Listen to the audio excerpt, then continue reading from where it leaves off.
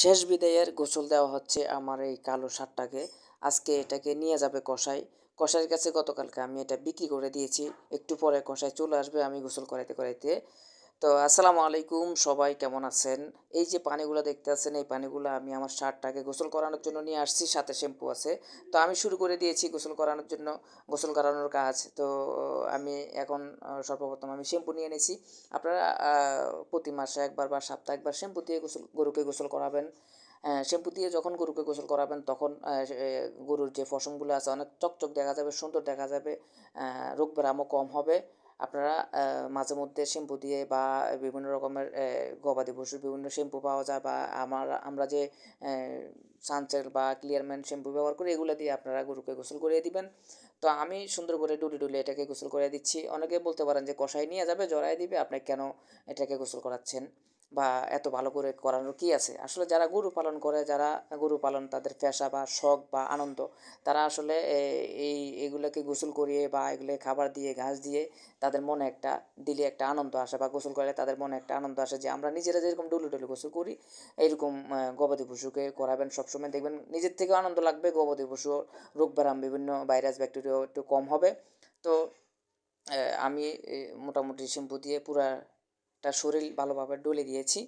তো আপনারা যারা গবাদি পশু লালন পালন করতে চান বা প্রবাসে যারা আছেন, তাদেরকে আমি একটা রিকোয়েস্ট করব, অনুরোধ করব, আপনারা যারা গবাদি পশু পালতে চান তারা একটা দুইটা গরু দিয়ে শুরু করবেন। শুরু করে আপনারা দেখবেন এটার লাভ লস কীরকম, পরিশ্রম বা কষ্ট শ্রম দিতে হয় কীরকম, এগুলো আপনারা যখন হিসাব নিকাশ করবেন তখন ইনশাল্লাহ আপনারা গবাদি পশুতে লাভবান করতে পারবেন। আর যদি আপনারা প্রবাসে থাকেন, আপনারা বুলো দেশে এসে বা হুট করে ডিসিশন নিয়ে নেবেন না 8টা 10টা গরুর। আপনারা একটা গরু কিনবেন, কিনে ফেলে দেখবেন খরচ আয় ব্যয় হিসাব করে দেখবেন, গরুতে যদি প্রফিট থাকে তাহলে আপনারা অবশ্যই গরু পালবেন।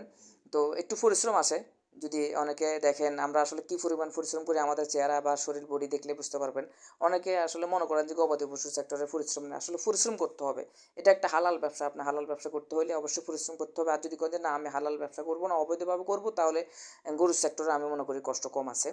তো যদি হালালভাবে করতে চান কষ্ট করতে হবে। আর যদি আপনারা নিজেরা না পালতে পারেন বা দেশে এসে না করতে পারেন, আপনারা অবশ্যই আপনাদের ফ্যামিলিকে একটা দুইটা গরু কিনে দিবেন। যারা গাভী পালতে চান তারা একটা গাভী কিনে দিবেন বা ষাঁড় একটা কিনে দিবেন। যদি আপনার মোটা তাজা পালতে চান তাহলে ষাঁড় গরু বা হাড্ডিসার গরু কিনে দিবেন, বা আপনি যদি দুধের গরু পালতে চান অবশ্যই দুধের গরু একটা কিনে দিবেন। কিনে দিয়ে দেখবেন আপনার দুধের গরুতে কীরকম প্রফিট হয় আর ষাঁড় গরুতে কীরকম প্রফিট হয়। যদি আপনার ভালো দেখেন বা প্রফিট আছে দেখেন, তাহলে অবশ্যই আপনি একটা একটা করে বাড়াবেন। আর আপনারা সরাসরি বিদেশ থেকে না আসে আপনাদের ফ্যামিলিকে আপনারা একটা গরু কিনে দিবেন। দেখবেন আপনারা আয় ব্যয়ের হিসাব করবেন, লাভ লস হিসাব করবেন, রোগ ব্যাধি হিসাব করবেন, তখন আপনারা ইনশাল্লাহ আস্তে আস্তে ধীরে ধীরে বড় করবেন। আর সবারই একটা স্বপ্ন থাকে যে আমি একটা ছোট গরু পালবো বা ছোটোখাটো একটা খামার করব। তো সবার জন্য আমার পক্ষ থেকে আপনাদেরকে স্বাগতম জানাই যে আপনারা শুরু করবেন ইনশাল্লাহ।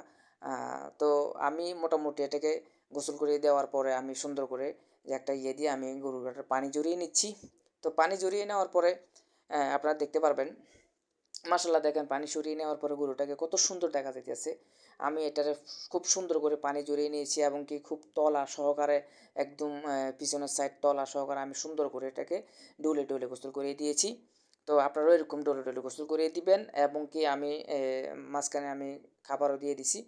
তো একটু পরে মাশাল্লাহ দিলে চলে আসবে। তো দেখতে দেখতে বেয়ারিটা চলে এসেছে, চলে এসে তারা গরুটাকে নিয়ে যাওয়ার জন্য গরুটা এমন একটা ছালি দিছে। আসলে দেশিভাবে গরু পাললে আপনি গরু খুবই দুষ্ট হয়। তো আমি আসলে ভিডিওগুলো ছোটো করে ফেলতে আসি যেহেতু লম্বা হয়ে যাবে দেখে। তো আমিও সাথে সাথে চলে গেছি। তো আস্তে আস্তে চলে যেতে যেতে আমি গাড়ির পর্যন্ত চলে গেছি। তো গাড়িতে উঠিয়ে দিয়ে আমি আমার শখের পশুটাকে দিয়ে তারপর আমি চলে আসছি।